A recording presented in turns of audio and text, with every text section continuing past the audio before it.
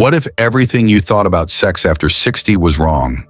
What if I told you that losing confidence in solo intimacy doesn't have to be your new normal? Imagine regaining control, feeling strength and sensitivity you believed were lost for good. No pills, no embarrassment, just knowledge rooted in decades of medical practice delivered straight to you. I'm Dr. Henry Carter, and I've spent over 30 years specializing in men's urological health. In my career, I've witnessed the frustration and disappointment that many men over 60 experience when their bodies don't respond the way they used to. I've sat with patients who feared their best days were behind them, convinced that aging meant surrendering to weaker erections, diminished sensation, and a loss of confidence that seeps into every aspect of life. But here's the truth. Age alone doesn't have to dictate your sexual experience. Your body still holds tremendous potential for pleasure and performance even after the decades start to add up. I've seen men in their late 60s and 70s rediscover enjoyment in solo sessions, sometimes with results that rival their younger years simply by applying the right methods. You might wonder how that's possible. Over the years, I've identified 5 specific techniques tailored to the changes that occur in men's bodies as they grow older. These methods focus on enhancing blood flow, engaging muscles you may have forgotten about, and tapping into the body's natural rhythms. Combined, they can transform what feels like a lost cause into something energizing, satisfying, and confidence-boosting. In this presentation, I'll guide you step by step through each of these 5 techniques. You'll learn why they work, how subtle adjustments can make a significant difference, and how to perform them with ease and comfort. No awkward medical jargon, just clear, straightforward guidance you can start using right away. By the end of our time together, you'll understand how simple shifts in approach can restore not only physiological function, but also the mental and emotional aspects of sexual confidence. I've crafted these insights based on real clinical experience, on conversations with men who thought they'd tried everything only to discover that a small change made all the difference. So let's begin. Take a moment to set aside any doubts or hesitations you have about what's possible after 60. Allow yourself to remain open to new information and trust that your body still has the capacity for satisfying, confidence-building solo sessions. I promise what you're about to learn can change the way you feel and the way you perform in a way you never imagined. Why sexual health after 60 matters and underlying physiology. Let's begin by acknowledging a reality many men face as we cross 60. The body doesn't respond the way it once did. You might notice slower arousal. Perhaps it takes longer to feel that familiar warmth, or the firmness just isn't as consistent. You may remember when a single thought was enough to get you going, but now you find yourself waiting minutes or longer before anything happens. This isn't just a frustrating inconvenience, it can chip away at your confidence. You start to question your masculinity, your sense of vitality, and even your worth in relationships. You might think, is this just the price I pay for getting older? The short answer is not necessarily. First, let's talk about the physical changes that naturally occur with age. After 60, blood vessels can stiffen and arterial walls may lose some elasticity because erections depend on blood rushing into spongy tissues in the penis. Anything that slows or restricts that flow makes maintaining firmness a challenge. In younger years, arteries expand readily, delivering oxygen-rich blood without effort. But over time, plaque buildup, reduced nitric oxide production, and diminished vascular responsiveness can mean that same rush of blood takes longer to arrive and doesn't stay as forcefully once it does. Second, nerve sensitivity can decrease. You've probably noticed that what used to feel intense now feels more muted. Why the density of nerve endings in certain areas may decline slightly with age, and the rate at which nerve signals travel can slow. That means it may require firmer or more varied stimulation to achieve the same sensation you once enjoyed. Third, hormonal shifts play a role. Testosterone levels gradually decline after 50, which can reduce libido and energy. When testosterone dips the body's ability to produce nitric oxide, the chemical messenger that triggers blood vessel dilation also declines. This creates a double challenge. You might not feel as mentally stimulated, and your body's physical response is less robust. All of these factors, vascular, neurological, hormonal, combine to create what often feels like an unwinnable situation. But here's the key point. Understanding these underlying changes lets us design specific strategies to work around them. When you know why things have shifted, you can adapt your approach in a way that maximizes what still works. For example, by stimulating blood flow more slowly, at first you give stiffened arteries time to dilate. By mapping sensation zones and varying textures, you compensate for reduced nerve sensitivity, awakening nerve endings that might otherwise remain understimulated. And by integrating pelvic floor engagement, you leverage muscles that support circulation and help maintain firmness longer. Emotionally, there's also a reset that happens when you approach solo sessions with purpose and technique rather than resignation. Instead of dreading a lackluster experience, you become proactive, armed with a plan that makes results feel attainable again. That shift in mindset alone can reduce performance anxiety, which further benefits blood flow and nerve signaling. So as we move into the first technique, slow startup approach, keep in mind that everything we do is grounded in addressing these precise physiological changes. We're not pretending you're still 35. We're working with your body as it is after 60 using science-backed adjustments to help you rediscover both enjoyment and confidence. Technique 1, slow startup approach. Picture this like warming up before a workout. If you sprint right out of the gate, your muscles and heart might protest. Similarly, if you begin stroking too quickly at full pressure, arteries that have stiffened over time may not dilate fast enough, leaving you feeling underwhelmed. Instead, start with the palest of touches. Place your hand lightly on the shaft, so light that you almost feel nothing. Think of a feather brushing the skin. Hold that gentle contact for about 20 to 30 seconds. During this time, allow your mind to focus on the subtle warmth beneath your fingers, the faint tremor of a blood surge beginning to stir. Breathe slowly and steadily, 5 seconds in, 5 seconds out. Feel your heart rate adjust, notice any tingling sensations. After 30 seconds, very slowly increase pressure, just enough that you sense renewed warmth and slight swelling. Stay at this second gear level for another 30 seconds. Don't speed up. Keep counting your breaths. Feel that itty-bitty pump of blood responding. By incrementally raising pressure, you're effectively coaxing your arteries to dilate, or giving them a chance to catch up with the demand. Over the next minute, continue this gradual progression until you reach a firm but not crushing grip. You're looking for a balance where the shaft feels comfortable, warm, and noticeably more engorged than it did at the start. During this initial 2-minute slow startup, it's normal to feel a delayed payoff. The shaft may remain flaccid longer than it did at younger ages. That's okay. Remind yourself that you're training your body to respond on its own timeline. If you rush, you risk forcing blood too quickly into resistant vessels, which can lead to frustration or even discomfort. The slow startup approach is less about speed and more about patience. It sets the stage for everything that follows by ensuring your arteries have appropriately dilated. Technique 2, grip variation and pressure control. Now that you've achieved baseline engorgement through the slow startup approach, it's time to maintain and enhance that blood flow by introducing variation in your grip. Imagine the natural rhythm of your heartbeat pulses of high pressure followed by relaxation. You'll mimic that by alternating between a looser grip and a firmer one in controlled intervals. Begin with medium pressure for about 5 strokes, enough to maintain the firmness you just achieved, but not squeezing so hard that you cut off circulation. Count each stroke slowly, 1, 2, 3, 4, 5. As you complete the 5th stroke, immediately loosen your grip so that your hand feels almost weightless on the shaft. Maintain that very loose hold for 4 to 5 seconds, allowing the tissues to breathe. During this short release, you should feel a subtle ebb as blood flow briefly slows. Then after the 4-second pause, transition back to a firmer but not crushing grip aim for about 60% of your maximum comfortable pressure, and perform another set of 5 strokes.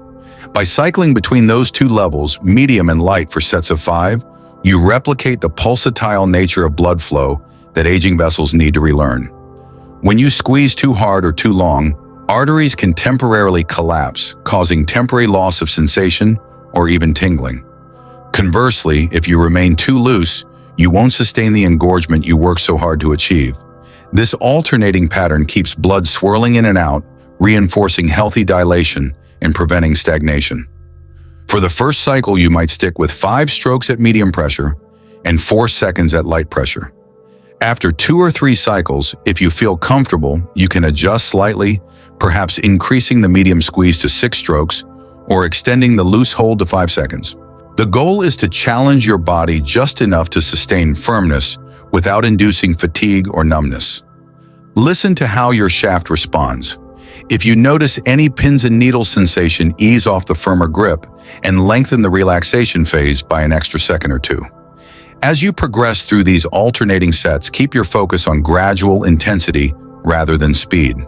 Your hand movement should be smooth, no abrupt jerks or rapid flicking. Think of each stroke as a measured invitation for blood to flow.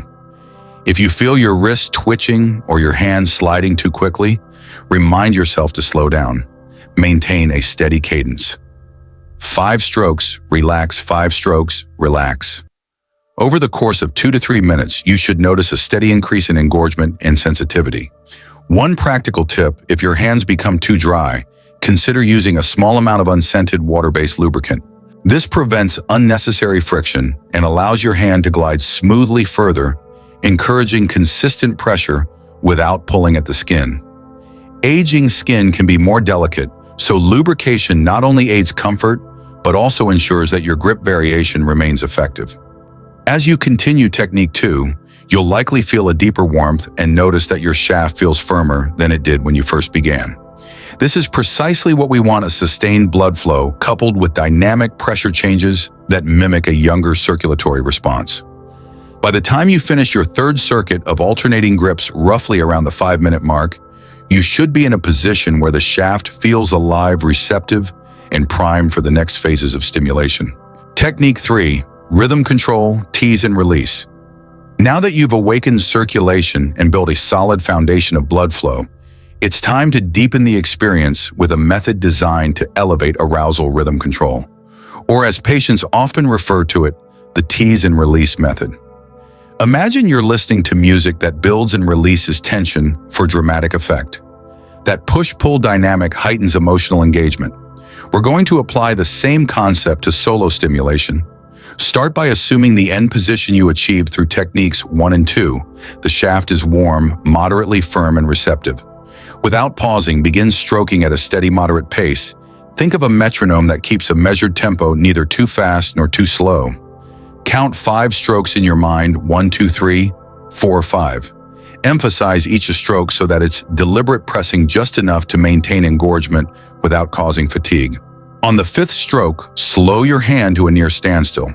For the next 10 to 15 seconds, allow your hand to rest lightly on the shaft, almost as if it's hovering, tracing a very gentle outline without applying pressure.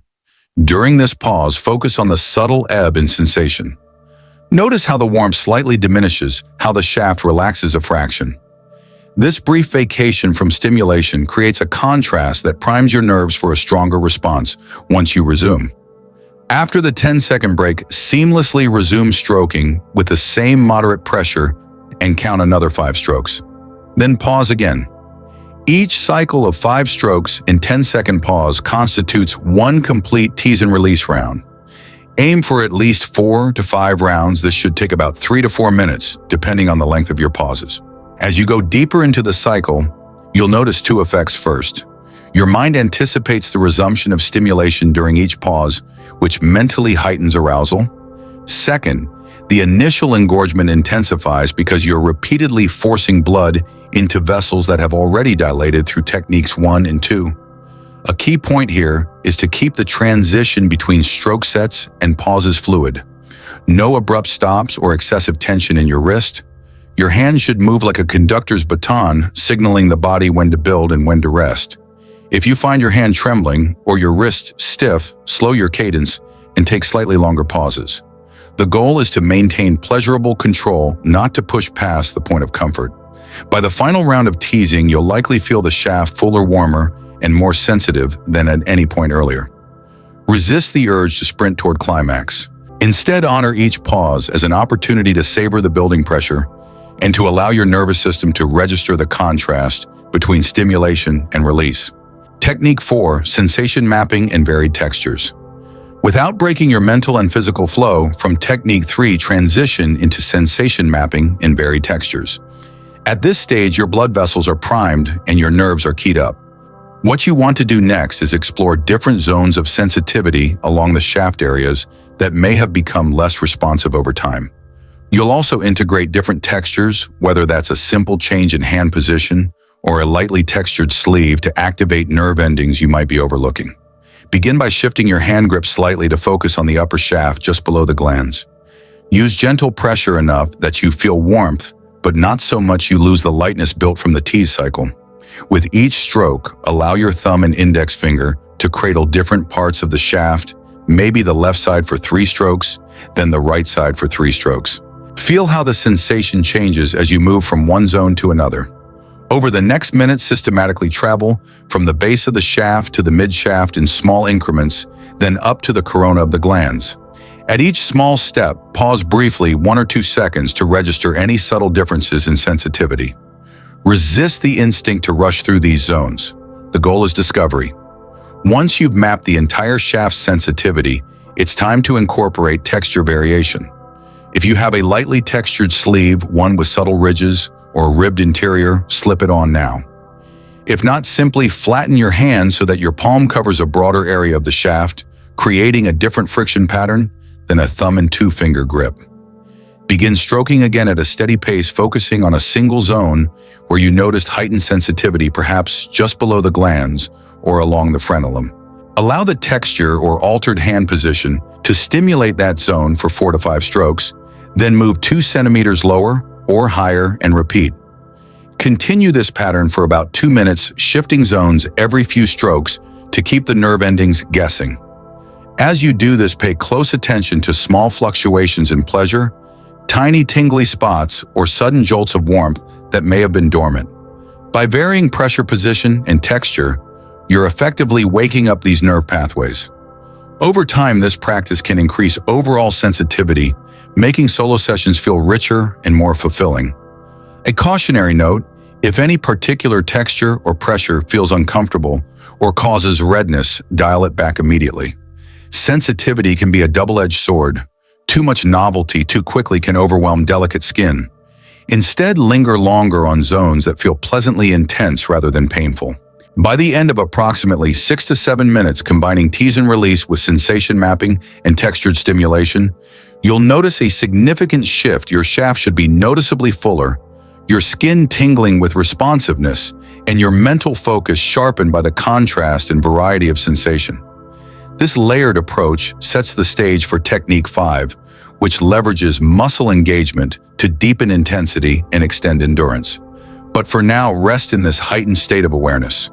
You've not only encouraged robust blood flow, but also reactivated the sensory network that delivers pleasure. Take a brief moment, perhaps 3 slow, deliberate breaths, to register the warmth and fullness before moving on. Technique 5, pelvic floor engagement, Kegel-assisted stroke and synergy of all techniques. By this point, you've laid a strong foundation. Your arteries are warmed and responsive. Your shaft is firm yet receptive, and your nerve endings have awakened to varied textures and rhythmic cycles. Now it's time to engage a critical but often overlooked muscle group, your pelvic floor.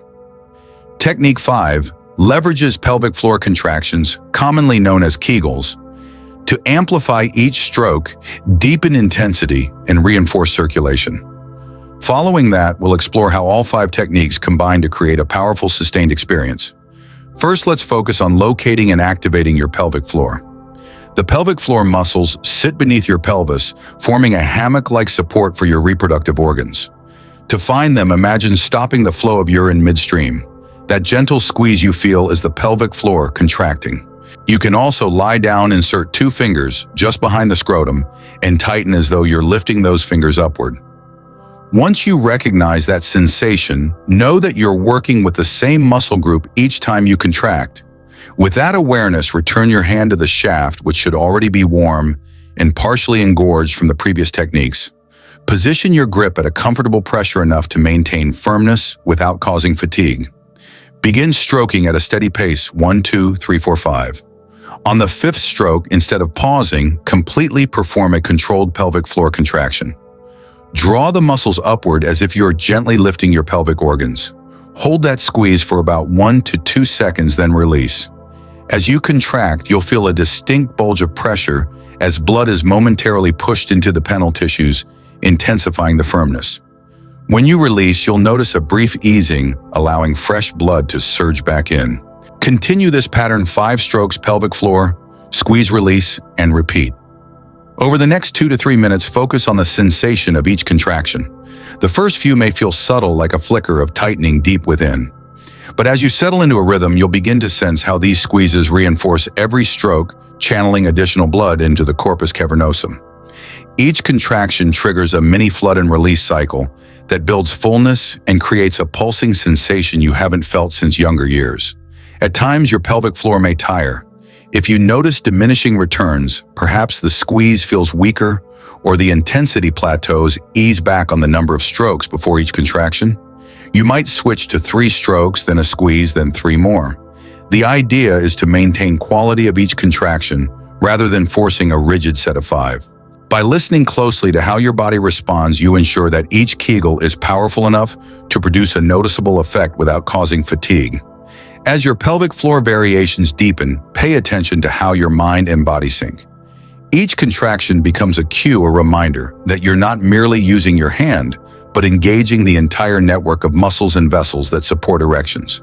You may find that with technique 5 in play, you sustain firmness longer, feel more pronounced pulses, and experience heightened relaxation between strokes, because you're using precise muscle control rather than relying solely on hand pressure. Synergy of all 5 techniques.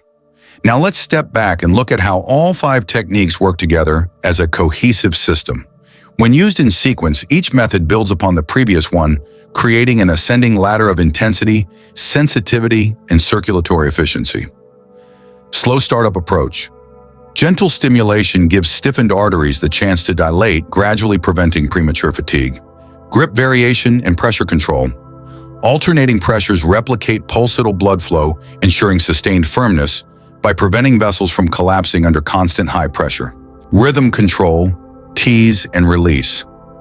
Intentional pauses heighten emotional arousal while repeatedly surging blood into already dilated vessels, priming the nervous system for heightened sensitivity. Sensation mapping and varied textures. Systematic exploration of sensitivity zones and texture variation wakes up dormant nerve pathways, making every stroke feel richer and more nuanced. Pelvic floor engagement-controlled Kegel contractions actively propel extra blood into the corpus cavernosum, fortifying dilation and synchronizing mental focus with muscle control. Together, these techniques form a self-reinforcing loop. Improved blood flow leads to better firmness, increased sensitivity amplifies pleasure, and targeted muscle engagement sustains the experience. Emotionally, this synergy replaces feelings of deficit or resignation with a sense of mastery and renewed confidence. In practice, you might emphasize certain techniques more than others depending on how your body feels on a given day.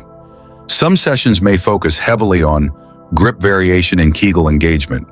Others might lean into tease and release and sensation mapping if you're experiencing decreased sensitivity.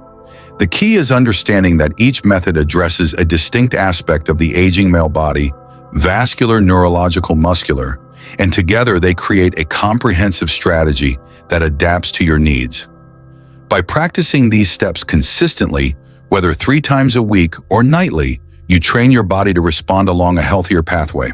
You're effectively creating new muscle memory for your arteries, nerves, and pelvic floor, counteracting the age-related changes that once felt insurmountable.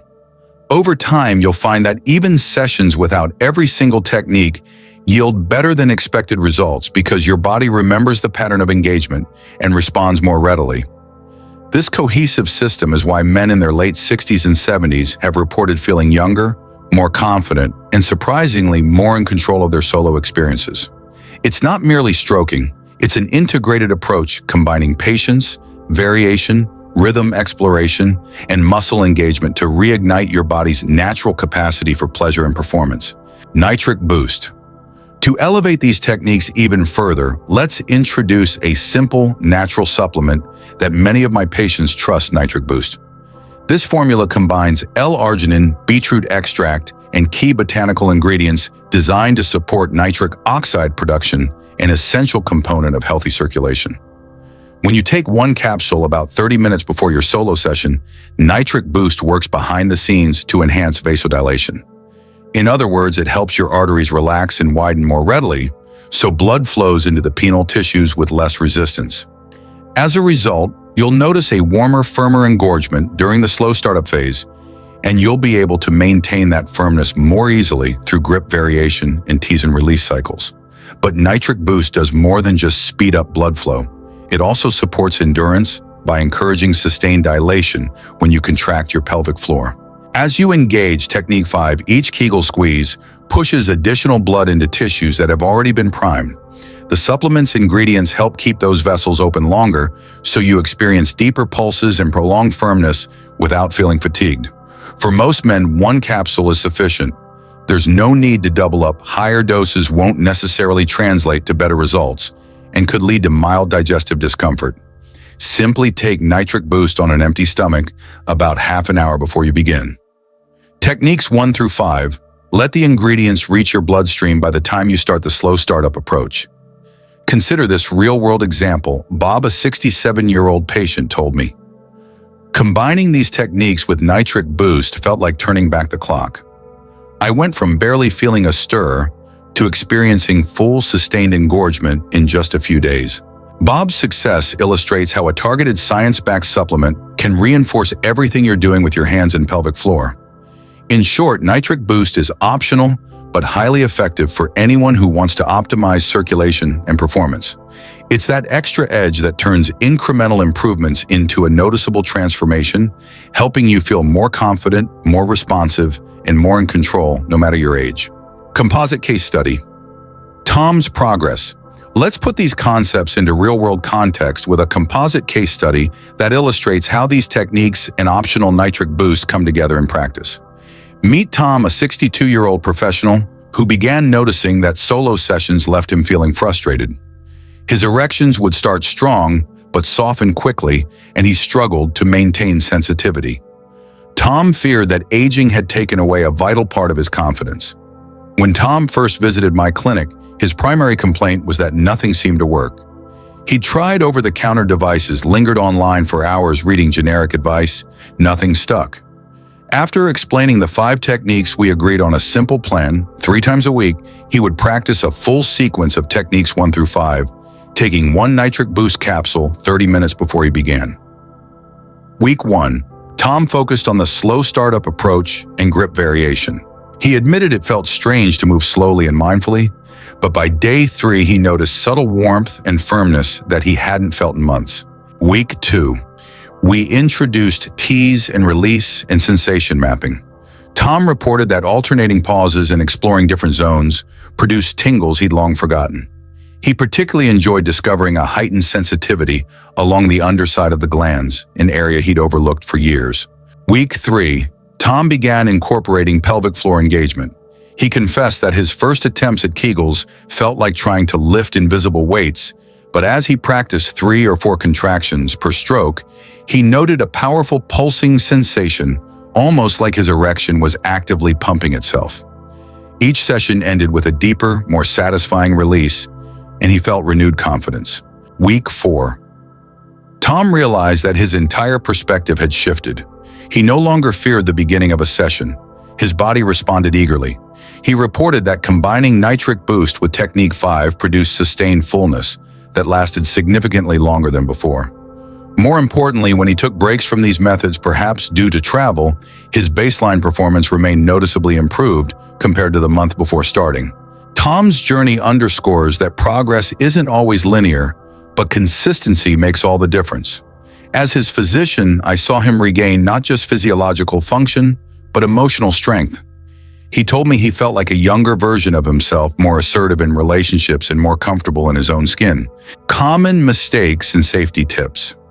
Now let's address some of the most common mistakes men make when implementing these techniques and how to stay safe along the way. Rushing the slow startup phase. If you skip or abbreviate the slow startup approach, your arteries may not dilate fully, leaving you underwhelmed.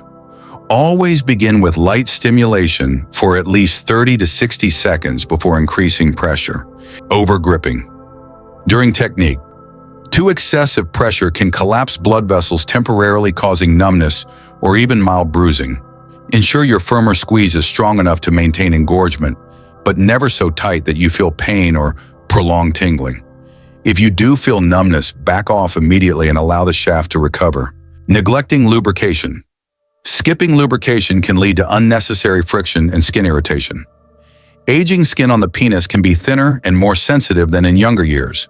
Use a small amount of unscented water-based lubricant as needed to maintain a smooth glide. This protects the skin and promotes a more consistent pressure application. Overworking pelvic floor muscles. When performing Kegel contractions, start with fewer strokes and lighter squeezes before gradually building up. If you experience muscle soreness in the lower abdomen or groin, reduce the number of contractions per session and allow at least 24 hours of rest before trying again. Overworking these muscles can lead to discomfort that actually hinders long-term improvement. Holding your breath. Disregarding proper breathing disrupts the mind-body connection. Throughout every technique from slow startup to pelvic floor engagement, maintain slow, steady breaths. Inhale for roughly 4 seconds, exhale for 4 seconds. Holding your breath can create tension that constricts blood vessels or increases unnecessary stress. Ignoring underlying health conditions.